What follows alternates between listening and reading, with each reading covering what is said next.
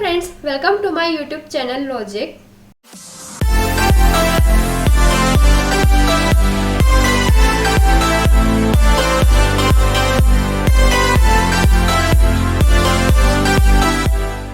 I am Meeta Haritash and in today's video I am going to share with you about a very important topic, that is what to do after class 10th. Which stream should I choose after 10th for my career? So guys, मुझे लगता है class 10th के बाद अपने लिए एक stream choose करना बिल्कुल अपने लिए एक राइट करियर ऑप्शन चूज़ करने के जैसा ही है और ये आपकी लाइफ में एक बहुत इंपॉर्टेंट रोल प्ले करता है।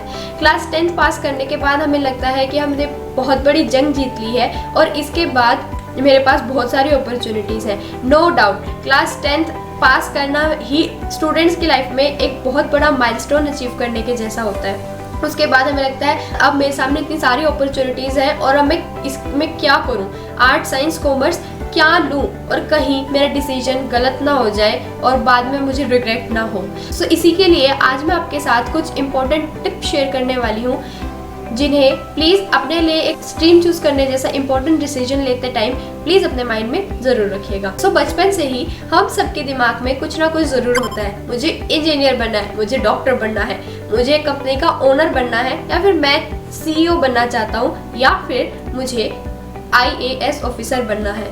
बट अब मैं करूँ क्या? 10th में अच्छी परसेंटेज बन गई है तो क्या मैं आंख बंद करके साइंस या कॉमर्स लूँ, या फिर मुश्किल से 78% बने हैं तो क्या मुझे आर्ट्स ही लेना पड़ेगा? So the answer is no. क्या अब आपके मार्क्स डिसाइड करेंगे कि आप आगे क्या पढ़ेंगे? So the answer is no. कई बार हमारे मार्क्स एंड मोमेंट पे बहुत से फैक्टर्स की वजह से कम या ज़्यादा हो जाते हैं। हमने बहुत बार पूरे साल उतनी मेहनत नहीं की होती है बट एंड में कुछ स्मार्ट वर्क करने की वजह से हमारी परसेंटेज अच्छी बन जाती है। और कई बार हमने पूरे साल बहुत अच्छे से मेहनत की होती है लेकिन एग्जाम टाइम में ही कुछ ऐसा हो जाता है जिसकी वजह से हमारी परसेंटेज बहुत ज़्यादा डाउन हो जाती है। So the next thing is कि 92% लाने वाले स्टूडेंट्स की भी दो कैटेगरीज होती है। एक जिनके मार्क्स इंग्लिश की ग्रामर मिस्टेक्स, हिंदी की स्पेलिंग मिस्टेक्स और हिस्ट्री कभी ना पसंद होने की वजह से कम हो जाते हैं। और दूसरी कैटेगरी होती है उनकी जिनके मार्क्स बाकी सब तो अच्छा है बट मैथ्स की वजह से 2% कम हो गए हैं। सो इस केस में आप प्लीज खुद को एनालाइज करो। आपको आपसे अच्छा कोई नहीं जानता है कि आपका फेवरेट सब्जेक्ट कौन सा है। कुछ बच्चों का हिस्ट्री और सोशल साइंस में इतना इंटरेस्ट होता है कि वो शायद उसी को हमेशा पढ़ना चाहे, और कुछ का दिमाग साइंटिफिक चीज़ों में बहुत ज़्यादा चलता है और कुछ को मैथ्स पसंद होता है। तो उसमें आप प्लीज़ अपने आप को एनालाइज करो। आपको आपसे अच्छा कोई नहीं जानता है, कोई थर्ड पर्सन ये नहीं बता सकता है कि आपके लिए अच्छा क्या है। बचपन से ही मुझे बायो बहुत पसंद है। डॉक्टर नहीं बनना है but I want to do PhD in bio. तो क्या मैं बायो ले लूँ? No, just wait. आपको ये एनालाइज करना बहुत ज़रूरी है कि आप अपने फेवरेट सब्जेक्ट बायो पढ़ने के लिए क्या आप 2 साल उसके साथ फिजिक्स और केमिस्ट्री को बैलेंस कर लेंगे? उसके बाद मुझे मैथ्स बहुत पसंद है, मैं 11th-12th में मैथ्स ही लेना चाहता हूँ, तो अब मैं क्या PCM ले लूँ? लेकिन आप मैथ्स तो PCM और कॉमर्स दोनों में से कहीं से भी पढ़ सकते हैं। तो उसके लिए भी आपको एनालाइज करना बहुत ज़रूरी है कि मैथ्स के साथ साइंस बैलेंस कर सकते हो या फिर कॉमर्स आपके लिए ज़्यादा अच्छा रहेगा। For this I would suggest कि go through the syllabus of all the streams, और आई विल से कि आप अपने फेवरेट को एक सब्जेक्ट उठा लो और 11th-12th में उसका पर्टिकुलर सिलेबस पूरा देखो, the chapters you go through. Like मुझे 10th में फिजिक्स बहुत पसंद थी।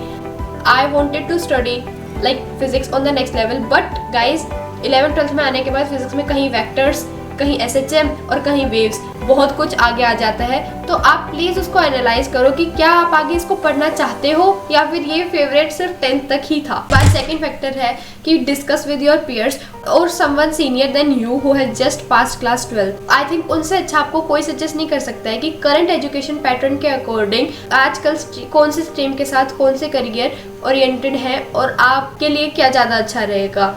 आपको उनसे ज़रूर डिस्कस करना चाहिए। उसके बाद थर्ड फैक्टर आता है पेरेंट्स। हमारी इंडियन सोसाइटी में हमारे अंदर कुछ भी करने का इंस्टिंक्ट आता है कि I want to make my parents feel proud of me.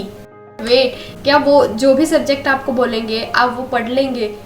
The answer is again no, क्योंकि आपको आपसे अच्छा कोई नहीं जानता है। आपको पता है कि क्या आप ये चीज़ आगे कंटिन्यू कर सकते हैं या नहीं। हो सकता है कि आप एक सक्सेसफुल यूट्यूबर बनना चाहते हो या फिर आप एक फैशन इन्फ्लुएंसर बनना चाहते हो, लेकिन कुछ पेरेंट्स के लिए तो शायद ये कोई करियर ऑप्शन ही नहीं है। तो उस केस में आप क्या करेंगे?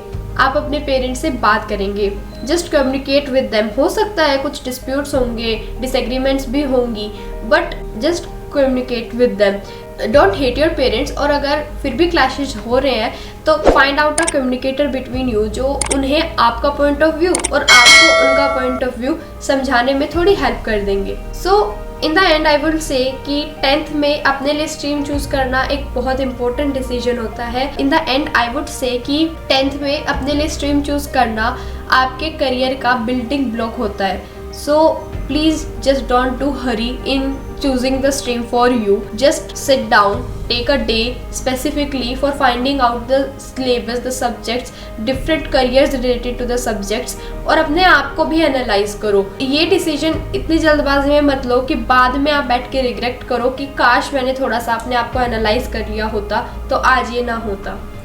So thank you for watching my video. Please like the video and subscribe for more related content. In the next video I will share with you different careers specifically related with different streams. Thank you.